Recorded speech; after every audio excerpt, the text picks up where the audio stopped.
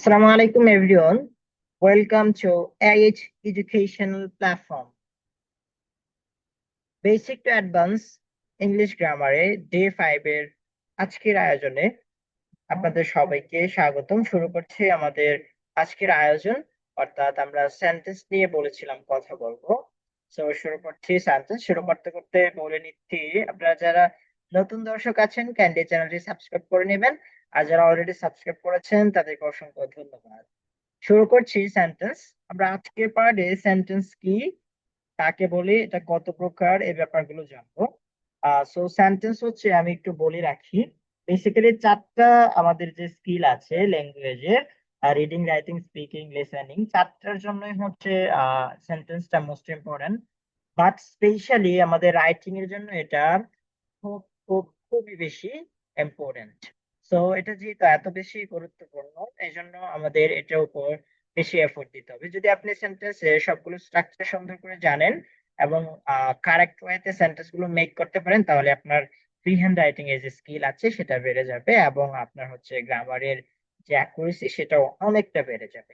ওকে, তাহলে আমরা শুরু করছি আমাদের আজকের আয়োজন। শুরুতে আমরা শিখে নেব what is sentence, what is the definition of sentence. তো এক কথায় হচ্ছে, আমি যদি একটু সহজ করে আপনাদেরকে বোঝাই, সেন্টেন্স হচ্ছে, আমরা শিখেছিলাম যে প্রথমে ওয়ার্ডের পর শিখেছিলাম, প্রথমে শিখেছিলাম লেটার, এরপর ওয়ার্ড, এরপর হচ্ছে আজকে সেন্টেন্স শিখবো। তো আমরা, যদি আপনাদের মনে থাকে, ওয়ার্ডে আমরা শিখেছিলাম, অ্যাকচুয়ালি ওয়ার্ড কাকে বলে আপনাদের মনে আছে কিনা আমি জানি না, যে ওয়ার্ড আমরা তাকেই বলবো যেখানে হচ্ছে কয়েকটা লেটার পাশাপাশি বসে সুন্দর একটা অর্থপূর্ণ শব্দ গঠন, তাই না? সেটা হচ্ছে ওয়ার্ড। সো এই ওয়ার্ড থেকে এক ডিগ্রি উপরে হচ্ছে সেন্টেন্স, যেখানে হচ্ছে এক বা একাধিক ওয়ার্ড বসবে একসাথে, হ্যাঁ, পাশাপাশি বসে অর্থপূর্ণ সুন্দর একটা ভাব প্রকাশ করবে, সেটা হচ্ছে সেন্টেন্স। যেমন আমি এখানে লিখেছি, দেখেন যে সেন্টেন্স হলো অর্থপূর্ণ এবং সম্পূর্ণ ভাব প্রকাশকারী শব্দ সমষ্টি। তার মানে এখানে দুইটা কন্ডিশন, একটা হচ্ছে অর্থপূর্ণ হতে হবে এবং সম্পূর্ণ ভাব প্রকাশ। যেমন দেখেন, আমরা এখানে লিখেছি হি ইজ রিডিং আ বুক, সে একটি বই পড়ছে। এখন আমি যদি বলি হি ইজ, তাহলে কি এটা কি অর্থ প্রকাশ করছে? সম্পূর্ণ না। সম্পূর্ণ ভাবটা প্রকাশ করছে না, তার মানে এটা সেন্টেন্স হবে না। যদি আমি বলি রহিম ইজ, তাহলে কি হবে? প্রশ্ন আসবে, রহিম কি? তাহলে এখন আমি বলি রহিম প্লে, কি খেলে? রহিম প্লেস, কি খেলে? রহিম ফুটবল। তাহলে এটা একটা অর্থপূর্ণ শব্দ। ওকে, এবার আসি প্রকারে এটার, হ্যাঁ, এটা ক্লাসিফিকেশনে আসি আমরা।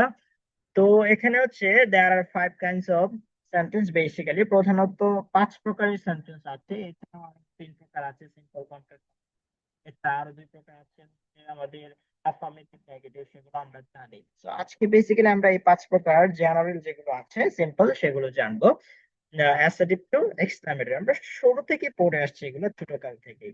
ওকে, অ্যাসার্টিভ সেন্টেন্স যেটা বর্ণনা বা বিবৃতিমূলক বাক্য, ইন্টারোগেটিভ সেন্টেন্স যেটা প্রশ্নবোধক বাক্য, ইম্পারেটিভ সেন্টেন্স যেটা আজ্ঞাসূচক বাক্য বা অনুজ্ঞাসূচক বাক্য, অবজেক্টিভ সেন্টেন্স যেটা ইচ্ছা বা আকাঙ্ক্ষা সূচক বাক্য, আর হচ্ছে সর্বশেষ এক্সক্লামেটরি সেন্টেন্স যেটাকে আমরা আশ্চর্যসূচক বাক্য বলে থাকি। সো এই assertive, interrogative, imperative, objective, exclamatory, এই 5 প্রকার সেন্টেন্স আজকে আমরা জানলাম এবং সেন্টেন্সটা অ্যাকচুয়ালি কি সে ব্যাপারে জানলাম। নেক্সট ক্লাসে আমরা পরবর্তী ধাপ নিয়ে আলোচনা করব, অর্থাৎ প্রত্যেকটার প্রকার ধরে ধরে, এবং মেইন যেটা ফোকাস আমাদের, এটা স্ট্রাকচার গুলো সহজে শেখা।